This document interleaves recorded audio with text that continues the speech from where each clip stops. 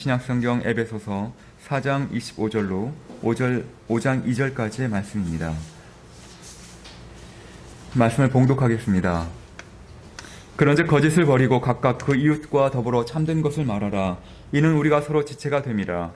분을 내어도 죄를 짓지 말며 해가 지도록 분을 품지 말고 마귀에게 틈을 주지 말라. 도둑질하는 자는 다시 도둑질하지 말고 돌이켜 가난한 자에게 구제할 수 있도록 자기 손으로 수고하여 선한 일을 하라. 무릇 더러운 말은 너의 입 밖에도 내지 말고 오직 덕을 세우는 데 소용되는 대로 선한 말을 하여 듣는 자들에게 은혜를 끼치게 하라. 하나님의 성령을 근심하게 하지 말라. 그 안에서 너희가 구원의 날까지 인치심을 받았느니라. 너희는 모든 악독과 노함과 분냄과 떠드는 것과 비방하는 것을 모든 악의와 함께 버리고 서로 친절하게 하며 불쌍히 여기며 서로 용납하기를 하나님이 그리스도 안에서 너희를 용서하심과 같이 하라.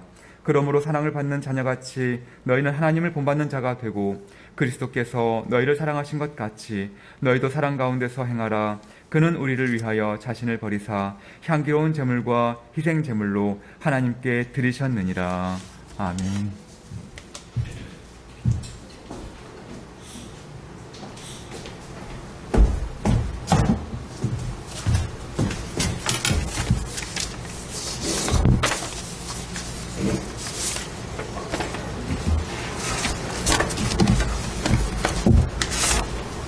네, 벌써 9월 첫 주입니다. 기나긴 여름이 끝 무렵이고 선선한 가을 바람이 불어오는 가을인데 염려되는 건 또 지금 흰나노 이 태풍이 되게 강력하게 북상하고 있다고 해서 좀 잘 피해 없이 무사히 잘 넘어갔으면 좋겠습니다. 오늘은 하나님의 사랑을 실천하는 신앙이라는 제목으로 같이 말씀을 나누도록 하겠습니다. 여러분의 신앙생활을 잘 하려면 이 교양이 필요하다고 생각되십니까? 이 신앙생활을 하는 것과 이 교양이 어떤 관계가 있다고 생각되십니까? 교양이 필요한가요? 필요하지 않나요? 우리 신앙인들에게, 이 기독교인들에게 교양이 필요할까요? 만약에 그냥 예수 잘 믿고 천국만 가는 게 인생의 목적이라면 굳이 교양이 필요 없을 것 같습니다. 예수 잘 믿고 천국 가면 되니까. 그런데 우리는 이 땅, 하나님께서 만드신 이 땅 가운데 살아갑니다. 이 땅 가운데서 내가 그리스도임을 소명으로 증명하면서 살아야 합니다. 삶으로 증명이 되어야 하는데, 그러려면 우리가 복음적으로 살아가고 복음을 전하더라도 무례하게 전하지 않고 그리스도인다운 품격 있게 복음을 전해야 합니다. 그런 의미에서 우리에겐 기독교인의 소양, 기독교인의 이 교양이 필요합니다. 그들과 원만하게 또 지혜롭게 소통하고 그들과 또 문화적으로 함께 공유하기 위해서는 교양이 필요합니다. 간혹 기독교인들을 향해서 믿지 않는 사람들이 하는 말들이 있어요. 예수 믿는 사람인데 꽉 막혔다라는 고집불통이다. 예수 믿는다면서 왜 인간미가 없냐고. 자꾸 이게 앞에 붙이잖아요. 내가 예수를 믿는다 그러면 왜 정도 없고 인간미도 없고 되게 계산적이고 꽉 막혔고, 그런 모든 것들이 어떻게 보면 소통이 되고 있지 않다라는 의미거든요. 믿지 않은 사람들과 소통이 되고 있지 않다라는 의미입니다. 여러분은 믿지 않는 사람들에게 어떤 모습으로 비춰질 거라고 생각하십니까? 어떤 평가를 받을 것 같으세요? 믿지 않는 사람들이 여러분을 보고 기독교인인 줄 알아요. 야, 역시 기독교는 저런 분들이 정말 기독교인이야 라는 평가를 받을까요? 각자 다르게 평가를 받을 거예요. 똑같이 하나님 믿어도요, 똑같은 평가를 아마 받기는 어려울 겁니다. 각자 상황에 따라서 또 내가 어떻게 살아왔는지에 따라서 이 그리스도인에 대한 평가는 다 다를 겁니다. 우린 예수 믿는 사람들답게 예수 믿는 사람답다라는 평가를 받아야 하거든요. 근데 엄밀히 말씀드려서 우리가 세상 가운데 살아갈 때에 신앙인다운 특징을 잃어버리고 살아갈 때가 많습니다. 신앙인의 매력, 그냥 똑같이 믿지 않는 사람이나 믿는 사람이나 똑같은 사고방식, 똑같은 가치관, 똑같은 언행의 습관을 갖고 그냥 막 살아가는 거예요. 똑같아요. 구별이 안 돼요. 그렇다고 해서 뭐 이렇게 뭐 구별하고 내가 뭐 우월하게 뭐 말을 쓴다는 의미가 아니라 믿는 사람으로서의 어떤 그 뭔가 향기와 매력이 느껴져야 되는데 똑같게 느껴지기 때문에 차별성이 없다는 거예요. 야, 예수 믿는 사람으로서의 어떤 구별점? 이 차별화가 잘 되지 않습니다. 그런 의미에서 오늘 말씀이 의미가 있어요. 신앙의 규범, 신앙의 덕목을 말하거든요. 구체적으로 네가 예수 믿는 사람이면 어떻게 행실을 해야 되는지, 언행을 해야 되는지가 오늘 말씀에 기록되어 있습니다. 오늘 말씀을 좀 깊이 묵상하면 예수 믿는 사람들은 좀 이렇게 살아야 되겠구나라는 걸 좀 많이 느끼시게 될 겁니다. 오늘 25절부터 32절까지 말씀을 보시게 되면요. 계속 그 권면에 신앙의 규범이 나오는데 특징이 있어요. 특징이. 처음에는 뭐뭐 하지 말고 뭐뭐 해라. 뭐뭐 하지 말고 뭐뭐 해라. 앞에 부분은 그냥 하지 말라는 말은 소위 어떤 악한 것들을 하지 말라는 거예요. 예. 악한 언행, 말과 행동은 하지 말라는 겁니다. 이게 소극적으로 우리가 하지 말 것들을 이야기하고 그 뒤에서 뭔가를 하라고 또 이야기합니다. 이건 하지 말고 이거 해라. 이건 하지 말고 이건 해라. 이게 적극적으로 하나님이 원하시는 선한 삶을 살라고 뒷부분에 이야기합니다. 예를 들면 25절 보세요. 25절 보시면 뭘 하지 말라고 합니까? 거짓을 버리고 각각 이웃과 더불어 참된 것을 말하라. 예. 앞에 하지 말고 거짓말 하지 말고 이웃과 더불어서 참된 것을 말하라고 합니다. 28절은요. 도둑질하지 말고 어떻게 하라고요? 돌이켜서 가난한 자에게 구제할 수 있도록 자기 손으로 수고하여 선한 일을 하라. 예. 29절은요.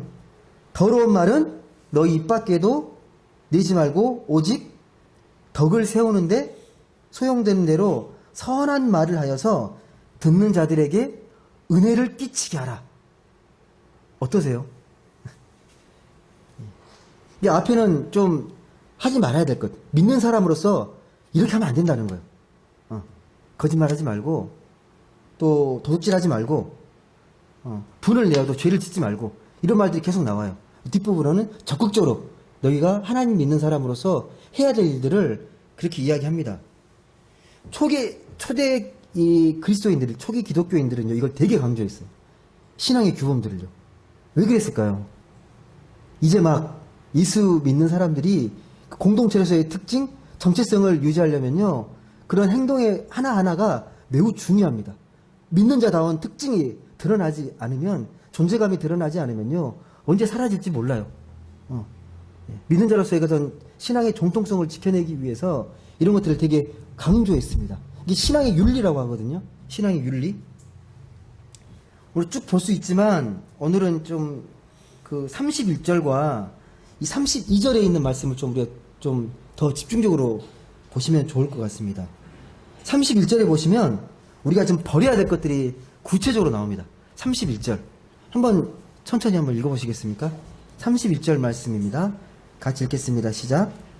너희는 모든 악독과 노함과 분냄과 떠드는 것과 비방하는 것을 모든 악의와 함께 버리고 하지 말게 6가지가 나오거든요. 뭐가 악독, 노함, 분냄, 떠드는 것, 비방하는 것, 이걸 모두 포함하는 악의. 예, 악의로 하는 것. 이거 다 여러분 잘 아세요? 악함, 노함, 분냄, 떠드는 것, 비방하는 것, 악의.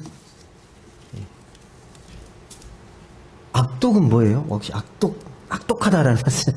악독은 언제 쓰는 말이에요? 악독하다? 악독하다. 악독의 뜻이 뭔지 혹시 아십니까? 모질고 독한 말이거든요. 모질고 독한 말. 그러니까 정말 속을 팍팍 긁는 정말 악한 말이죠. 악독한 말들. 예. 근데 이걸 평소에 쏘는 사람은 없어요. 예.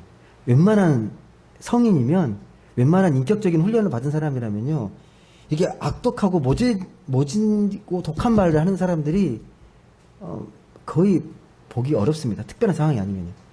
소위 언제 나타나냐? 이성을 잃었을 때, 뚜껑이 열렸을 때, 그때 이렇게 돼요.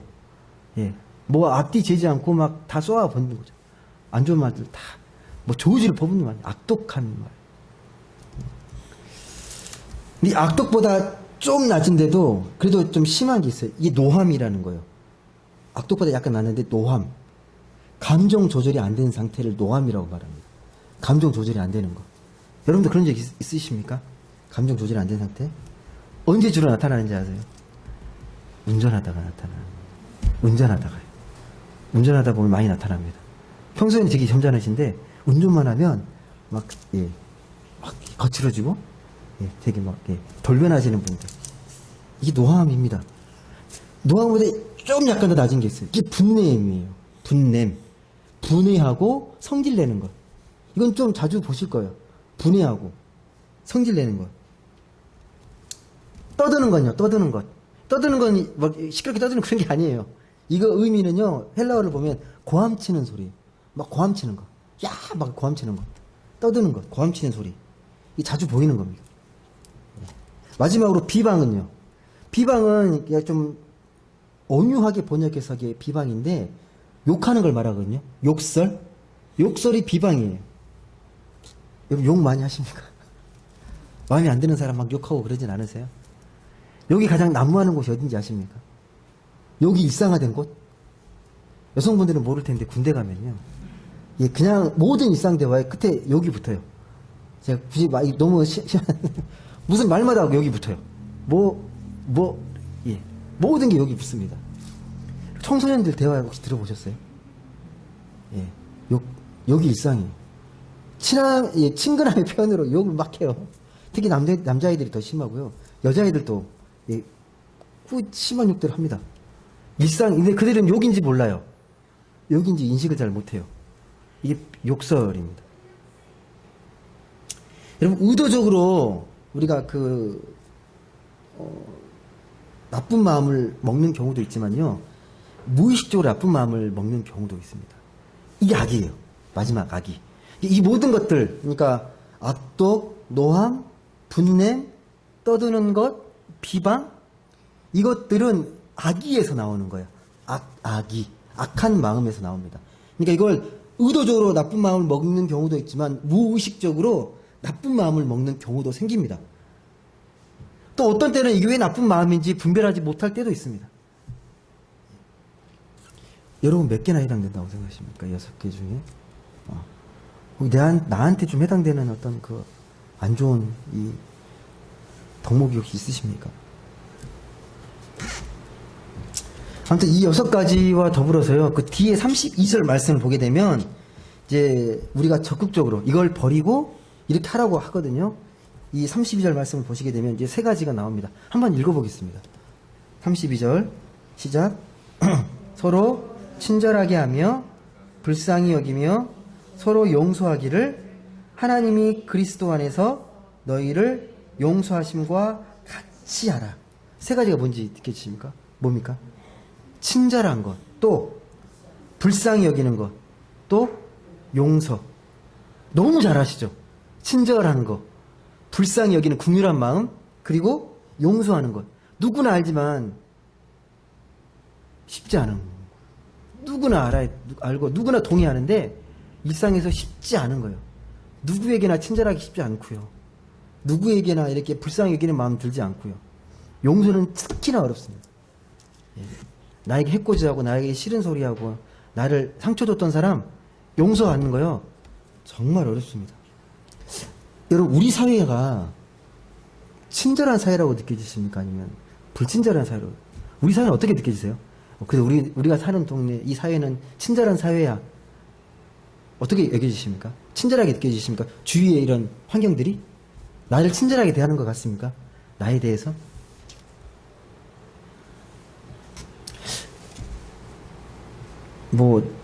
백화점이나 은행 같은 데 가면 직원들이 손님들을 응대하는데 되게 친절하게 응대하잖아요.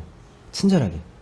고객님 이렇게 되게 친절하게 응대하는데 여러분 그때 친절함을 많이 정말 이렇게 감동 받으십니까? 그 친절에 대해서 분명히 친절한데 영혼 없는 친절처럼 되게 뭔가 이렇게 뭐 매뉴얼처럼 이 정해진 친절, 이 진정성이 느껴지지 않은 친절을 느낄 때가 있거든요. 예. 마음에 와닿진 않아요. 친절한 거 분명히 맞는데 뭔가 이렇게 그 카페에 가면 뭐 고객님 커피 나왔습니다. 맛있게 드세요. 아무런 감정 없이 막 던지는 말들 있잖아요. 그냥 멘트, 그냥 상업용 멘트처럼. 전 그런 의미에서요. 우리 믿는 사람들이 진짜 친절이 뭔지를 보여줬으면 좋겠어요. 진정성 있게. 이런 데서 차별화가 돼야 되거든요. 오늘 말씀에도 그냥 친절이 아니에요. 루터가, 종교계에 있던 루터가요, 이 친절을 어떻게 이해를 했냐면, 친절의 바탕은 진심이라고 했어요. 진심. 불쌍히 여김. 진심. 예. 진심으로 하는 것. 진정성이 우리 그리스도인에게 가장 중요한 덕목이라고 이야기합니다. 이걸 말씀을 이렇게 강의하고 해석할 때, 이 친절하고 불쌍히 여기고 용서하는 것들은 진심이어야 된다는 거예요. 가식적으로 할 수 있어요. 예. 형식적으로 친절하게 할 수 있고, 불쌍히 여길 수 있고요. 남들이 봤을 때, 야, 이 사람은 친절하다. 남들을 불쌍히 여길 줄 아는구나. 아, 용서할 줄도 아네? 남들에게 인정받고 칭찬받기 위해서 가식적으로 할 수 있는데, 정말 진심이냐는 거예요. 여기서 우리는 차별화가 돼야 되는 거예요. 믿는 사람으로서. 아, 믿는 사람 진짜 친절하고, 진짜 우리를 긍휼히 여길 줄 알고, 우리를 용서할 줄 아는 진심이야. 감동이야. 아, 그 믿는 사람을 통해서 느껴져야 합니다. 이 기독교인들이 들려오는 뼈아픈 말이 그거잖아요. 입만 살았다. 맘만 번지르르 하다. 말은 형제 자매라고 하는데 막상 들어가 보면 아니에요. 막 싸우고 갈등이 있고 막 그러잖아요. 예. 형식적이고 진정성이 담기지 않을 때가 되게 많습니다. 우리는 그러면 안 된다는 거예요. 우리 믿는 사람들은. 예. 여러분 32절에 보시면 용서가 나오는데 친절, 불쌍히 여김, 용서가 나오는데 용서를 말할 때 세상이 말하는 용서를 말하는 게 아닙니다. 예. 단서가 붙어요. 예. 용서는 용서인데 복음적인 용서는 좀 다릅니다. 한번 보실래요? 32절 말씀 어떻게 용서하는 건지 한번 보겠습니다. 시작. 서로 친절하게 하며 불쌍히 여기며 서로 용서하기를 어떻게 하라고요? 하나님이 그리스도 안에서 너희를 용서하심과 같이 하라. 이게 무슨 말인가요? 네가 다른 사람을 용서하면 네가 용서받는 게 확인되었다. 네가 믿는 사람이구나. 알게 된다는 거예요. 다른 사람을 용서할 줄 알면 네가 하나님께 용서받은 하나님의 자녀라는 걸 알게 된다는 거예요. 얼마나 용서를 잘하느냐에 따라서. 주기도문에 나오잖아요. 주기도문에서. 뭐라고 기록되어 있습니까? 주님이 가르쳐준 기도에도 우리가 우리에게 잘못한 사람을 용서하여 준 것 같이 우리 죄를 용서하여 주시옵소서라고 말합니다. 같은 말이거든요. 그러니까 너희들이 용서할 줄 알면 하나님 용서를 받았다는 확증이 된다는 거. 네가 하나님 믿는, 예수 믿는 사람이라는 확증이 뭐다? 용서를 할 줄 안다. 능력이 있으면, 용서할 줄 아는 능력이 있으면 네가 이미 용서받은 경험이 있다라는 거.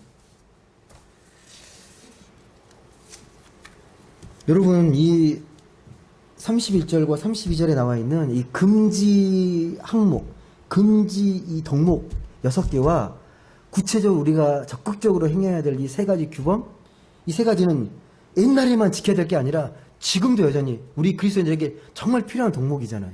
그렇죠. 믿는 사람들을 나름대로 빛나게 하고 구별할 수 있는 정말 좋은 신앙의 덕목이거든요. 근데 이 규범을 문자 그대로 실천하는 게 어려워요. 문자 그대로. 왜 그런지 아세요? 규범이라는 게 늘 구체적이고 복잡한 상황에서 이걸 실행해야 되는 거예요. 그 의미는 우리가 아는데 현장에서 우리가 마주치는 사람들과의 관계와 공동체 내에서 이 규범을 지키려면요. 되게 복잡한 상황, 구체적이고 그 상황을 판단하고 해석하면서 그 규범을 적용해야 돼요. 그래서 어려워요. 의미는 잘 아는데 친절해야 되고 용서해야 되고 뭐 다 알고 있고 악독하면 안 되고 분내면 안 되고 근데 상황 가운데 이것들을 적용하는 게 말처럼 쉽지 않습니다. 예를 들어서 두 사람이 있는데 부부관계 아니면 뭐 직장 동료 사이라고 해도 되는데 한쪽은 정말 한쪽에 대해서 진심으로 대하고 친절하게 대하는데 한쪽에서는 안 그래요. 불친절하고 별로 반응도 안 하고 막 갑질을 합니다. 막 되게 막 뭐라 그러고. 이 계속적인 게 가능할까요? 한쪽이 계속 친절하게 대한다는 거 말처럼 쉬운 게 아니에요. 만약에 그렇게 할 수 있으면 그 사람은 성인 군자예요. 쉽지 않습니다. 그래서 오늘 본문에서 뭐라고 말을 하냐면 서로 그렇게 대해야 한다라고 분명히 말씀합니다. 서로 그렇게 대해야 한다. 일방적인 게 아니라 서로 그렇게 대해야 한다는 거예요. 한쪽이 무시당하는 상황에서 계속 친절을 베풀고 막 계속 용서하는 거 못해요. 정말 못합니다. 물론 예수님께서 말씀하셨죠. 70번씩 7번이라도 용서해라. 이 복음의 정신이 맞아요. 근데 혹시 내가 그렇게 안 된다고 해서 너무 자책하시면 안 돼요. 우리가 용서할 수 있는 마음을 품고 그것들을 실천하지만 그게 안 됐다고 막 힘들어하고 자책하면 안 됩니다. 삶의 현장에서 신앙의 덕목을 실천하는 게 그렇게 간단한 게 아닙니다. 내가 처한 상황에서 하나님이 뭘 기뻐하실지, 하나님이 뭘 원하시는지 깊이 생각하고 하나님의 지혜를 구하면서 성숙한 윤리 의식을 우리가 갖춰 나가는 거예요. 요즘 한창 뜨거운 논쟁이 있어요. 지금도 되게 뜨겁게 있는데 안락사 논쟁 혹시 들어보셨습니까? TV에서 가끔 안락사 논쟁. 이미 유럽이나 서구에서는 이미 어느 정도 정리되어 가는 분위기인데 우리나라도 지금 안락사에 대해서는 되게 말이 많습니다. 네덜란드가 최초로 2001년도에 안락사를 합법화시켰어요. 안락사. 이 존엄사라고도 하거든요. 인간의 존엄을 지키면서 생을 마감하는 것. 왜? 너무 고통스럽게 하다가 너무 추하게 죽지 않고 내가 정말 아름답게 죽고 싶을 때 내가 선택할 수 있게 해달라는 게 안락사의 근거거든요. 주장하는 사람들의. 한번 생각해 보십시오. 어떤 분이 이 몇 개월밖에 못 산다고 시한부 판정을 받은 거예요. 몇 개월밖에 안 남았어요.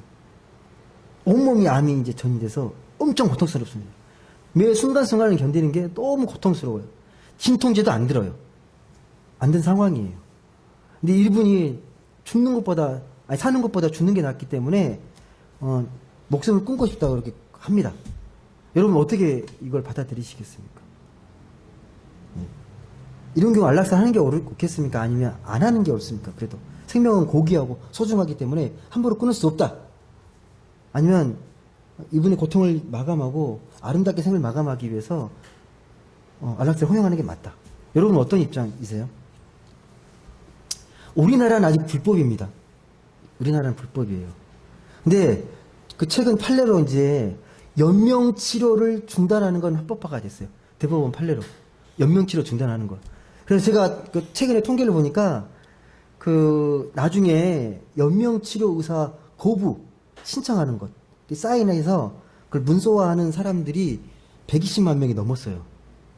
미리 해야 되기 때문에. 근데 몇 개월 못 산다는 이 시한부 판정은 그래도 또 쉬워요. 근데 누군가가 이제 그 자기의 생명에 대해서 나는 지금 삶이 너무 고통스럽고 더 이상 희망이 없어서 인생을 마감하고 싶다라고 판단한 거예요. 근데 이 문제가 되는 게 뭐냐면 이 고통에 대한 문제거든요. 고통 때문에 그런 거잖아요. 고통 때문에. 괴롭다. 견딜 수 없다. 근데 이 고통이라는 게 사람마다 달라요. 사람마다. 객관화시킬 수가 없어요. 어떤 수학이나 과학처럼 고통이 이만큼 넘어가면 생명 끊어도 되고 그 아래는 끊으면 안 된다. 이게 안 돼요. 다 상대적인, 되게 주관적인 거잖아요. 남들이 봤을 때는 충분히 감내할 만한 고통인데 누군가는 의지가 너무 약해서 빨리 인생을 마감하고 싶은 사람이 있고 어떤 사람들은 정말 힘들었을 텐데 그걸 진짜 꿋꿋하게 극복하고 생을 이어가는 사람들이 있거든요. 이게 쉽게 판단할 수 있는 문제가 아닙니다.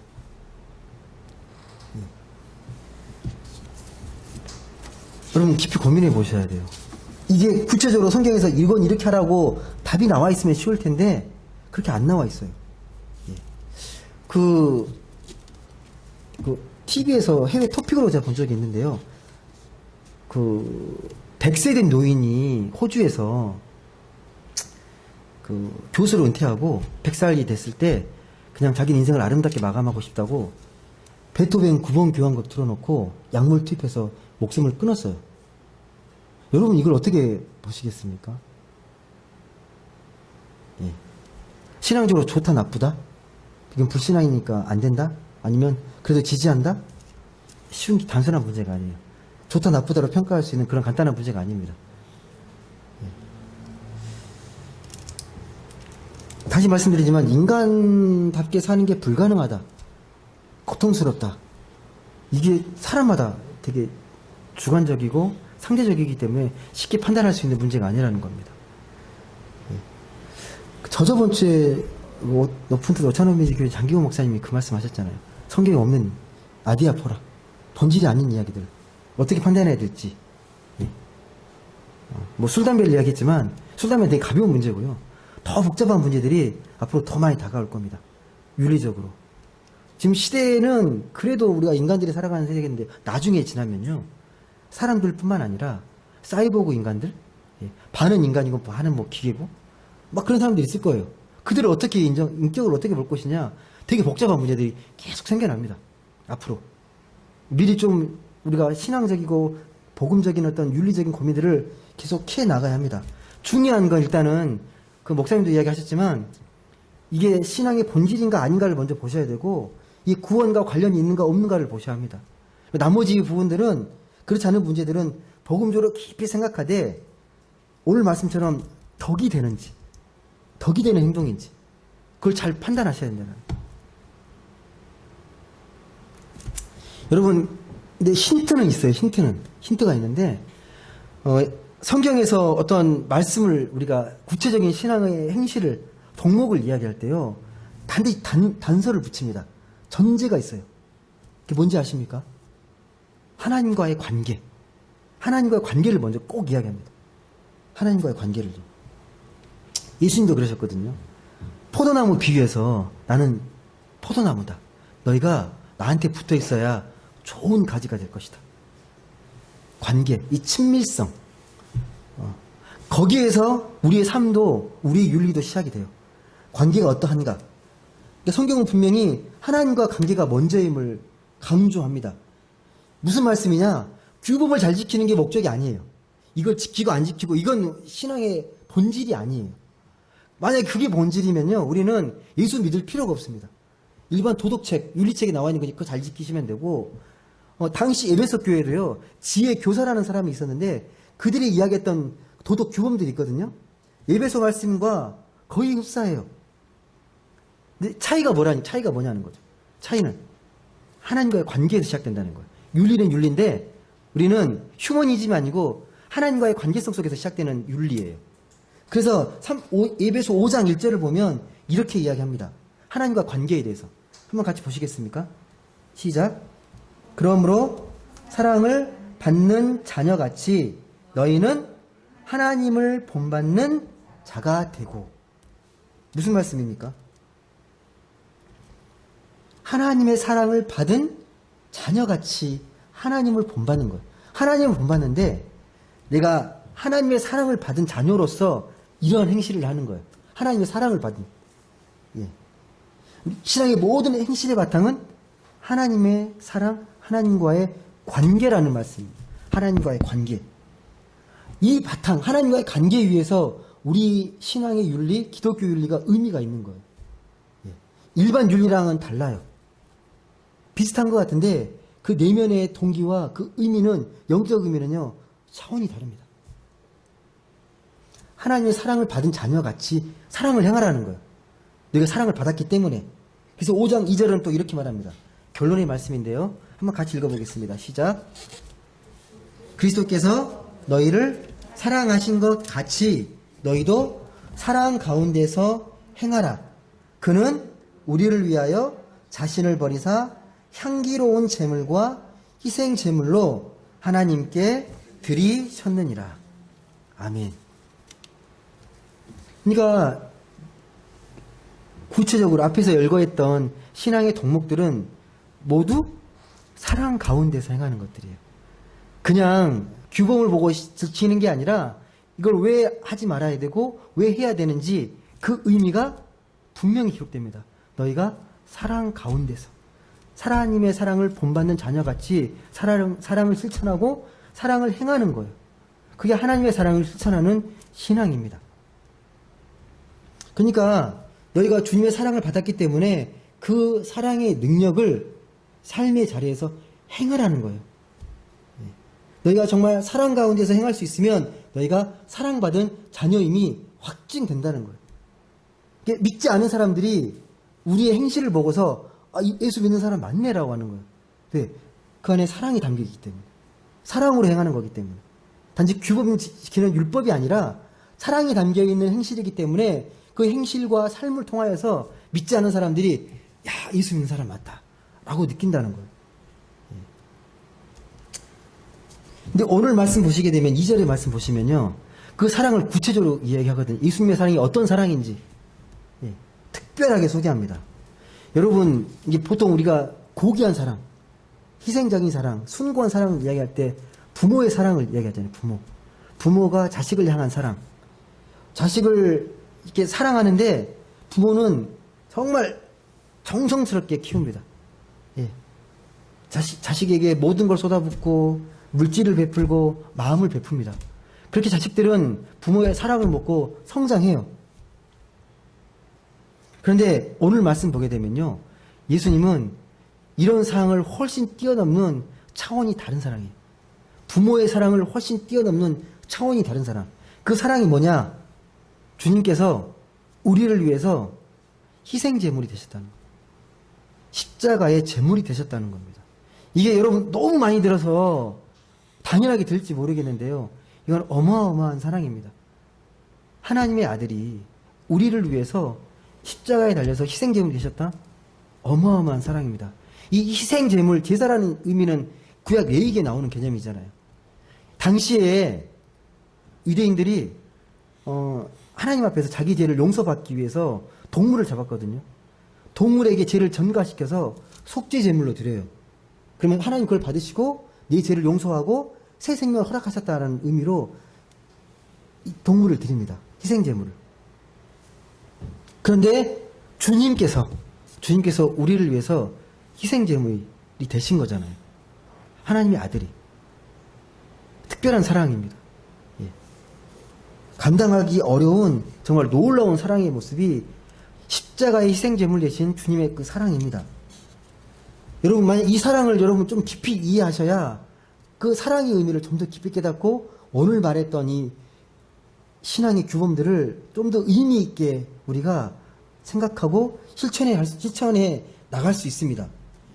복음적인 사랑이 뭔지, 복음적인 실천이 무엇인지를 예수님의 그 십자가의 사랑, 그 희생제물 되신 그 사랑을 통해서 우리가 더 깊게 온전하게 깨닫게 됩니다. 왜 예수님께서 이 십자가에 달려서 희생제물이 되셨습니까? 목적이 뭐예요? 우리 구원하시기 위함인데 어떤 구원입니까? 이 희생제물이 되심으로 인해서 그동안 막혔던 하나님과의 관계가 회복이 됐습니다. 그리고 죄를 질 때마다 희생제물을 잡고 주여 떨면서 가는 게 아니라 그 한 번의 희생제물로 인해서 우리는 언제든지 친구처럼 편안하게 하나님께 나아가서 기도하고 하나님의 친구가 될 수 있었거든요. 관계를 회복시킨 게 이 십자가의 사랑이고 그 이후로 우리는 하나님의 사랑을 온전히 받고 살아갑니다. 구약처럼 살아가지 않잖아요, 우리가. 성령의 도우심 속에서 늘 가깝게 하나님을 뵙고 하나님께 기도하고 하나님의 은혜를 입잖아요. 이 사랑을 알면 여러분, 우리가 세상의 기준, 그 세상의 사랑과 세상의 그 만족에 우리가 흔들리지 않습니다. 하나님의 사랑을 우리가 진짜 온전히 깨닫게 되면 그 하나님의 생명 충만한 십자가의 사랑과 은혜를 진정으로 깨닫게 되면요, 세상이 주는 것으로 인해서 우리가 흔들리지 않습니다. 저는 바둑을 잘 두지를 못하는데 그 바둑을 두는 고수들은 그렇게 이야기하잖아요. 바둑을 못 둘수록 뭐 작은 거 잃고 막 작은 거 따고 이거에 대해서 막 일희일비하는데 고수들은 안 그래요. 그런 거에 흔들리지 않아요. 큰 판을 보잖아요. 그래서 보통 뛰어난 사람들은 뭐 육수 막 구수까지 본다고 막 예. 이 사람 이거 놓으면 그 다음에 이거 놓고 다 본대잖아요. 7수, 8수, 막 9수까지 막 보고 막 그런대잖아요. 무슨 말씀이냐면, 마찬가지로요. 우리 예수 믿는 사람들도 이 세상을 살아가다 보면, 어쩔 때는 뭐 즐거울 때도 있고, 유익을, 얻어가는 세상에서 얻는 이익 때문에 막 즐거워하다가 뭔가 또 있게 되면 막 슬퍼하고 힘들어 하거든요.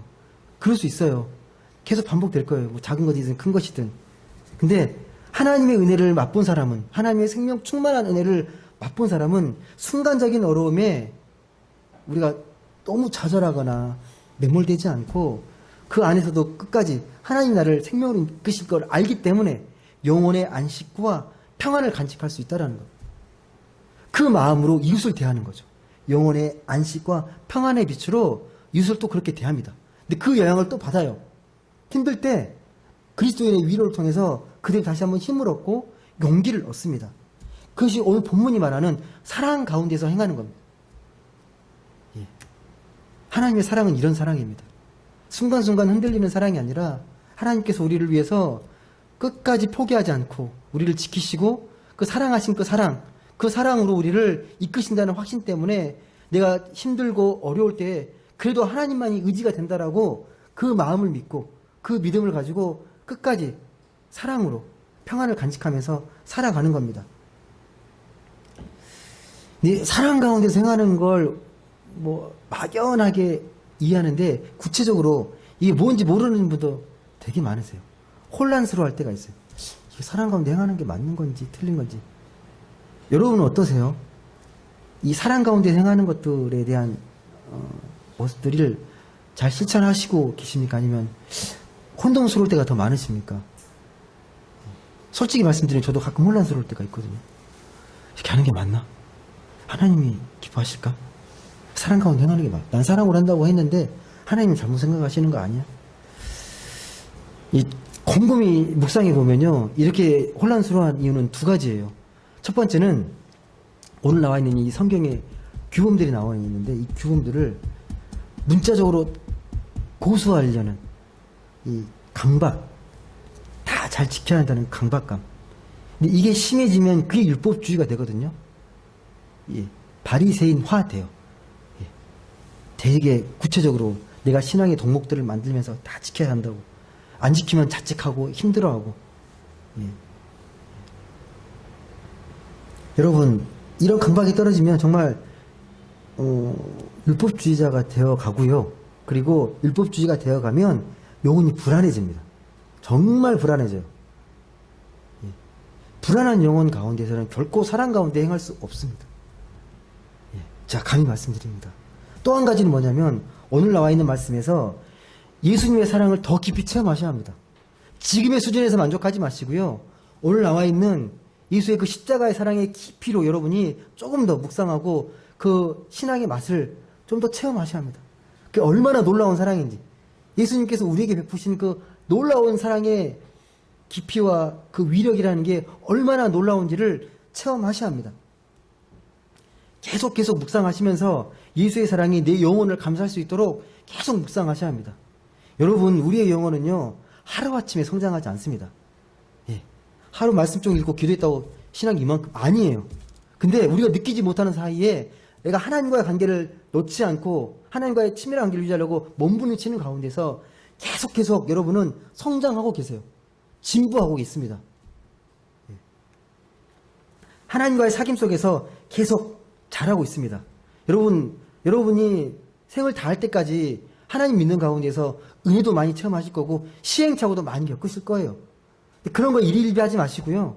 끝까지 함께 하시는 그 하나님의 사랑에 포커스를 두십시오. 하나님 나를 끝까지 생명으로 인도하신다. 어느 순간 내가 한참 지나고 보면 이만큼 그래도 내가 나아졌네. 그래 좀 더 내가 이만큼은 또 신앙이 나아졌구나라고 위로가 될 거예요. 분명히. 영혼의 자유함을 얻고 더 깊은 사랑 속에 살아가게 될 겁니다. 말씀을 맺습니다. 여러분, 오늘 말씀에 나와 있는 것처럼요, 하나님의 사랑을 실천한다는 건요, 강박적으로, 문자적으로 내가 의무감에 실천하는 게 아닙니다. 내가 하나님의 사랑을 받았으니 그 사랑을 자연스럽게 이렇게 실천하는 겁니다. 용서하고, 누군가를 불쌍히 여기고 또 누군가에게 친절하게 대하고 하나님의 사랑으로 하나님의 빛 가운데서 행하는 겁니다. 부디 이런 하나님의 깊은 사랑과 그 은혜를 체험하고 깨달으면서 그 사랑을 온전하게 즐겁게 행복하게 실천하는 모든 분들이 되셨으면 좋겠습니다. 그리고 그런 사랑과 행복 가운데에서 내 삶을 더욱더 의미 있게 생명으로 풍성하게 채워가는 모든 분들 되시길 주님의 이름으로 간절히 소망합니다. 기도하겠습니다. 사랑의 하나님 감사합니다. 오늘도 귀하고 복된 주일을 맞아 하나님께 예배자로 나오게 하시고 함께 또 우리가 기도하고 또 찬송하고 말씀 보는 가운데 우리가 하나님의 자녀임을 깨워주시니 감사드립니다. 하나님, 우리는 매일매일 우리가 하나님의 사랑 가운데 행할 것을 깊이 고백하고 살아가야 합니다. 또 그런 믿음으로 살아가기를 간절히 소망합니다.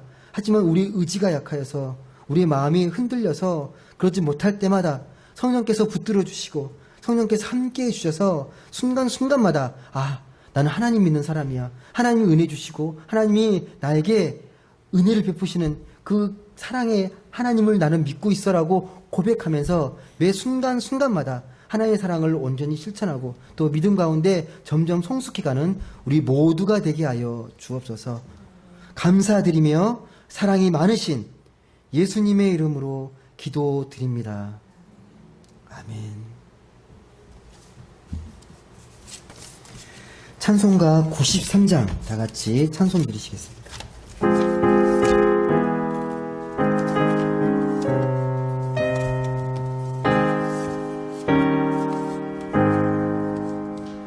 예수는 나의 힘이요 내 생명 되시니 구주 예수 떠나 살면 죄 중에 빠지리 눈물이 앞을 가리고 내 맘에 근심 쌓일 때 위로하고 힘주시리 주 예수 예수는 나의 힘이요 내 친